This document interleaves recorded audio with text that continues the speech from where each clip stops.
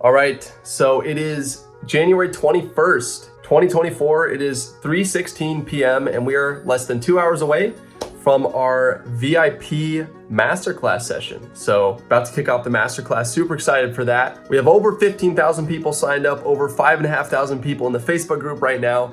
I could not be more excited for this class. Now, what I'm not excited about is apparently Facebook just went ahead and deleted our Facebook group for our Acrylic University members. So we've been scrambling over the weekend trying to find a solution for that. So that has not been fun. Other than that, really looking forward to the class. I'm gonna hop in the group, say hi to some people, reply to some comments, and yeah, I can't wait to immerse myself in this amazing group of artists.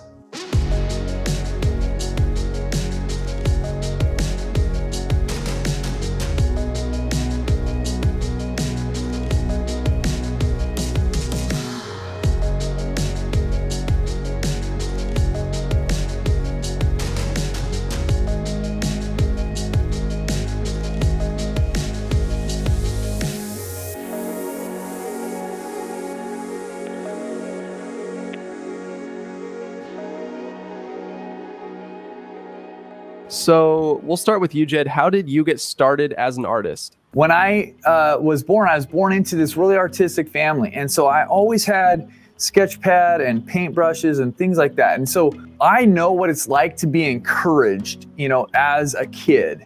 Now, I painted in watercolor through middle school, and then in high school, I pretty much kind of stopped. I didn't do much with it. When I got married, I was 23 when we got married, and it was on our 2-year anniversary.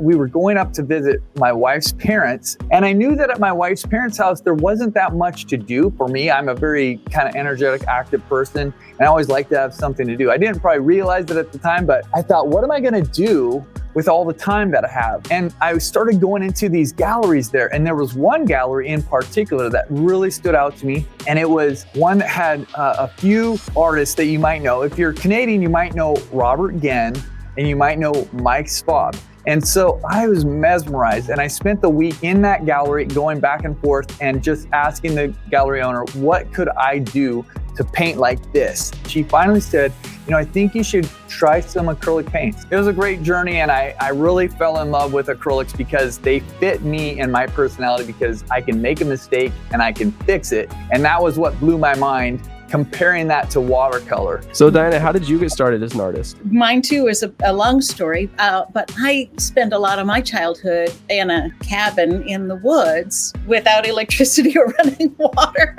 But most of my art exposure was to, textbooks when the paintings were little. When I was 16, I had the opportunity to go to Europe, and my very first exposure to original art was the Sistine Chapel. And I saw it in the 70s. It was half cleaned and half not cleaned. And the color was just amazing. And it was transformative. It's like art changed me in that moment.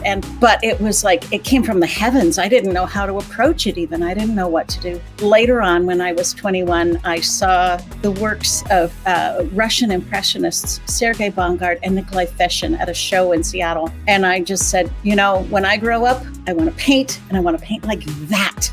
I want to paint with mood and emotion. I want my brushstrokes to have meaning. You'd walk up to a painting and the painting would just dissolve into just a mass of brushstrokes, and then you'd step back and it would come together as an image again. And no matter how many times you did that magic trick would happen. That's the beginning of my 40 plus years of painting. That's amazing. All right, Jed, so we're about 15 minutes away from going live here. What do you have to say to this group of people? I'm always so dang excited because every time we get a masterclass happening, there's thousands of people that are involved. And it's such a big wide range of experience and confidence. Diana mentioned something about this last night during the VIP session also, but it was just that everyone, no matter how great they are right now, they all started out crawling. We start out crawling. We're not good at something until we start. Yeah, that's my message to all of you. We're so glad you're here, and charge into it with all your heart.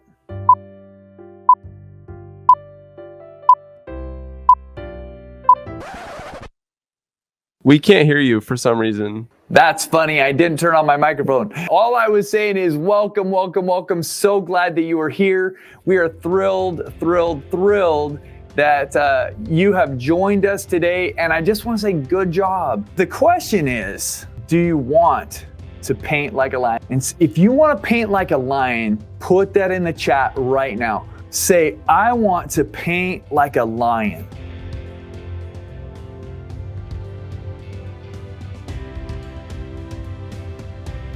What you're going to get is you're going to get what I think is the easiest way to create paintings that are characterized by bold and courageous brushstrokes. And it is simply to use your biggest brush as long as possible in your painting.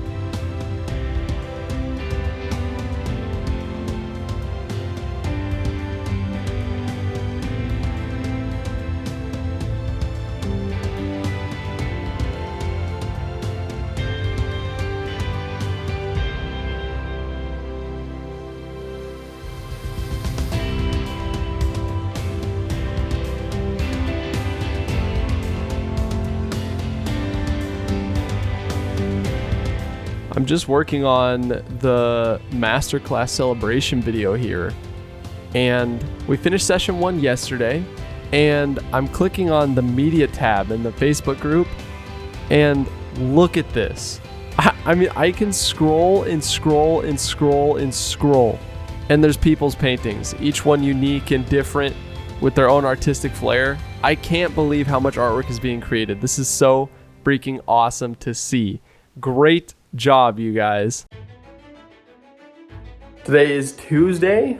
Our second masterclass session is tomorrow morning, but right now we're about to have a team meeting and we got to figure out what we're going to do about our members only Facebook group that just got evaporated from Facebook. We got to come up with a replacement by Friday morning.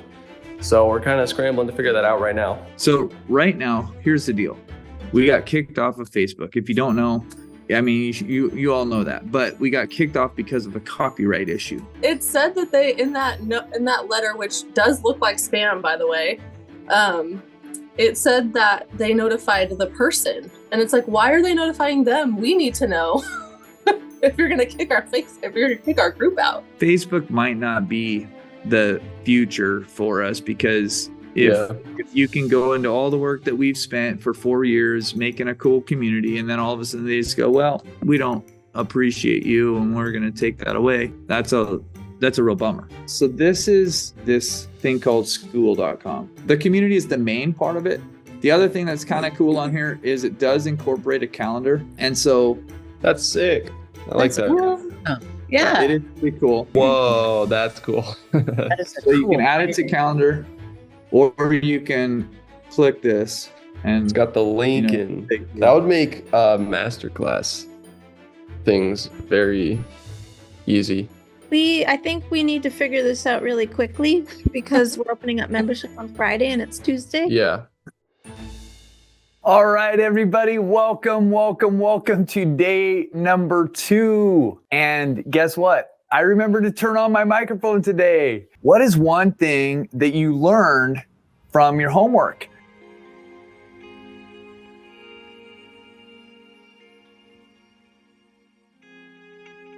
Kandinsky says that color can provide a psychic vibration.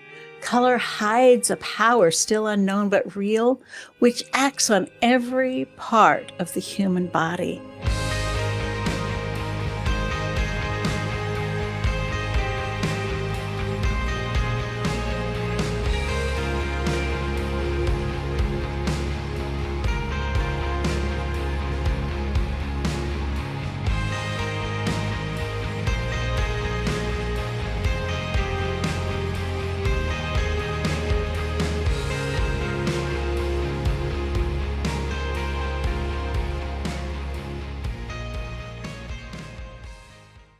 We return to this is awesome. And so the truth that I want you to really know is that if you keep going, if you stick with it, you will get through to the other side and you will have a lot of joy in that. If you were just dreaming and thinking like, what would you want people to feel when they look at your artwork? Is that you want them to feel inspired? Do you want them to feel joyful? Okay, I see some coming in. Peace, fun, happy, mesmerized, wonder, moved, wow, joy, happy, peaceful. This is what my hope is, and what I'm saying is a guarantee is that this technique will simplify your design, and it will infuse your paintings with light, color, and emotion. If you could paint emotion, this is what I think a technique that would really capture that.